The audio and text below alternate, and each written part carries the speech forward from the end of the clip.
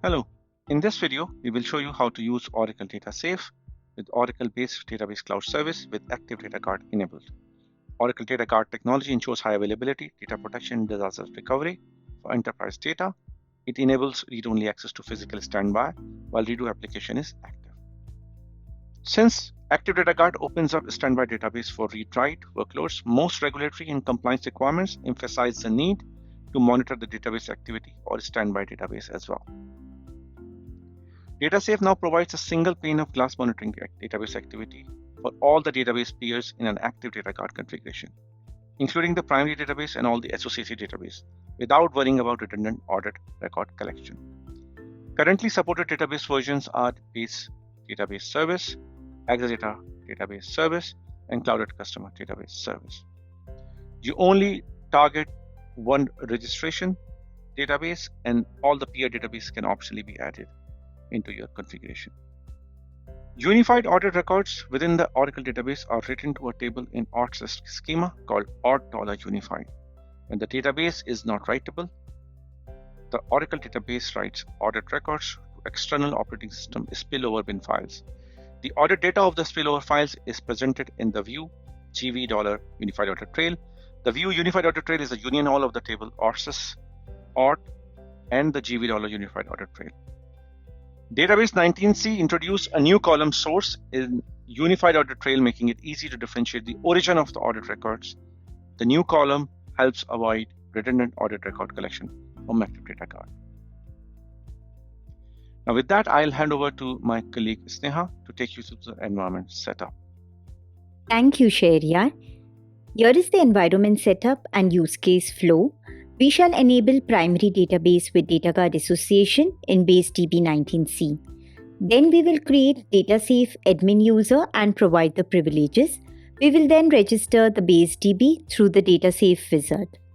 Then perform a switchover from the OCI UI console and then do a connection refresh and finally verify in DataSafe to show the change. So let's start the demo by understanding the environment with the data guard association. As you can see here, this is snmap_p, which is the primary database for this demo, and snmapdr, which is the peer DB system for the standby. You can see the database role here as standby and the database unique name is listed below it. We shall now create the DataSafe admin user and provide it with the relevant privileges through the script that was downloaded from the DataSafe wizard page. Create the DataSafe user on the primary database. Here we are connecting to the Metro PDB and we have created DataSafe_admin user. We then granted it some basic privileges. We then executed the datasafe_privileges.sql script and provided the required input values.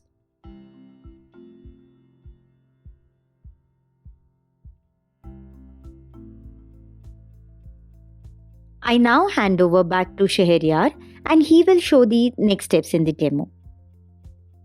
So now we'll go through the DataSafe wizard to register the database. Click on hamburger menu, Oracle Database, DataSafe. The DataSafe security. We choose the appropriate wizard. Here we select the database which was set up earlier, and we provide a display name. So it's SN Metro, and we provide credentials for DataSafe admin. In the next steps, we can either create a private endpoint or use an existing one. It automatically picks up the standby database as a peer database. In the next step, it asks for security lists, and we can choose a default security list or any security list that we want to use.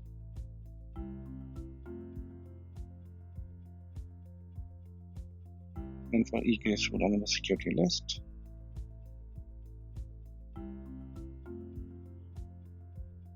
And this provides a summary of all the things that we have done, and we just click register. It will take a few seconds. It will show you the progress of how it's completing the tasks.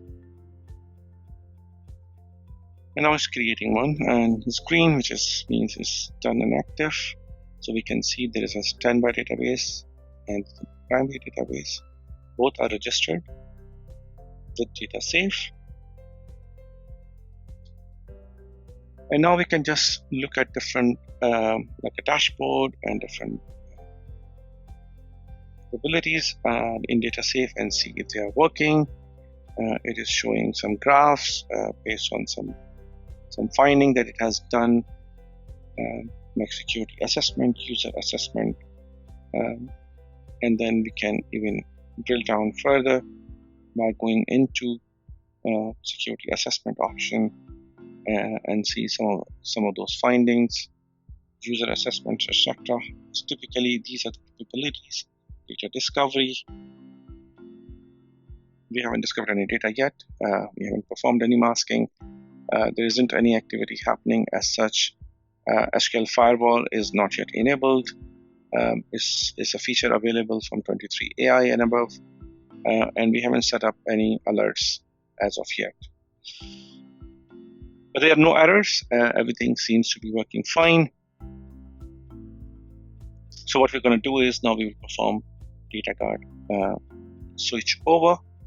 Switchover is a process of switching the roles. So primary becomes secondary and secondary becomes primary. We will go to Oracle database and we go to the database service, base database service, where our databases are located. We select the database we used in this demo. We go to the home page under data guard associations. We click on these right hand side and perform switchover. It asks for database admin password, and once this is done, the job is submitted. So now it is performing a switchover, which is a process of making primary secondary and secondary primary. It's a role switch. You can look in the progress in the work request. So work request is successful, switching over the database, and it looks like the database, which was our primary, is now shown as standby, and standby database is a primary one now. So what we're going to do is when we go to data safe and make sure that this is reflected there, we need to do a connection refresh. We go to data safe, and data safe hasn't shown it yet, still showing the old primary and secondary because the connection hasn't refreshed. As you can see here, as an MPTI is still the standby database. We added connection details and we do this connection refresh. It's updating. It's in orange. It should turn green pretty soon. And now it's green, which means the switchover should have been done. And as you can see now, SN map DR is primary now, and our primary is shown as the metro one is shown as standby. And you can see the dashboard and everything. It all seems to be working. Thank you for watching this video.